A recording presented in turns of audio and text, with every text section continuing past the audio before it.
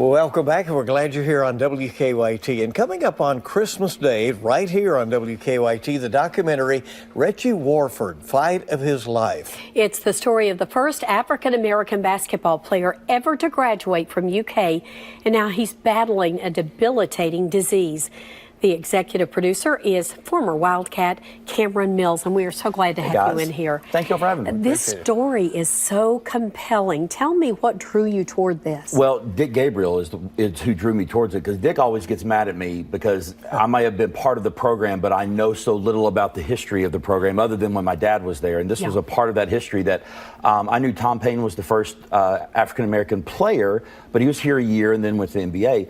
And Reggie was the one that really integrated the team. Yeah, he was the really one. He was the only guy, a black athlete on the team, and asking for other guys.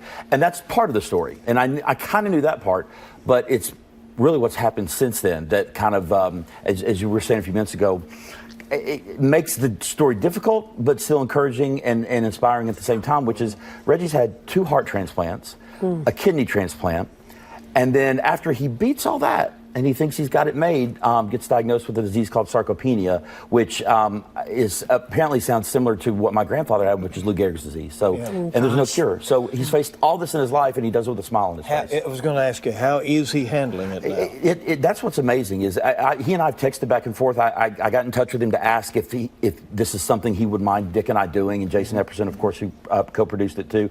And I think Reggie, more than anything, I think he's at the point where he faces death every day, and he's kind of looking at, what's my legacy? And he's got a strong legacy. The problem is there's idiots like me out there who love Kentucky basketball but don't know one of these important stories about, the program being integrated and somebody having to,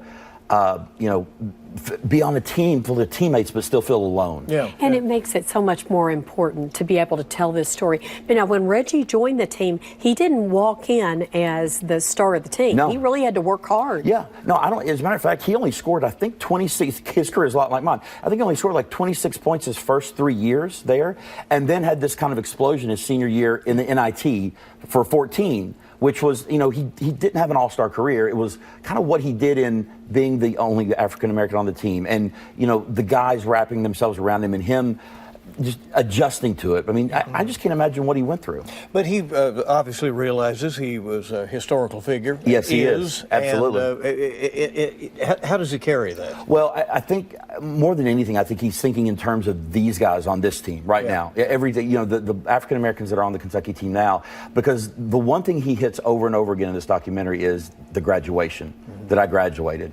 And because that, among the many things that are important to him, that he just keeps going back to that. I'm proud of it. I love Kentucky basketball. I love this is what he says. I love the program, but I got my degree. And hopefully players will listen to him, learn from him. I hope so. I've been in touch with Cal and Dwayne Peavy. I really want the guys to see this because I know Reggie does too. It is a Christmas I can't Day wait to see it. Special here on WKYT at 4 o'clock in the afternoon. Fight of His Life, the Reggie Warford story.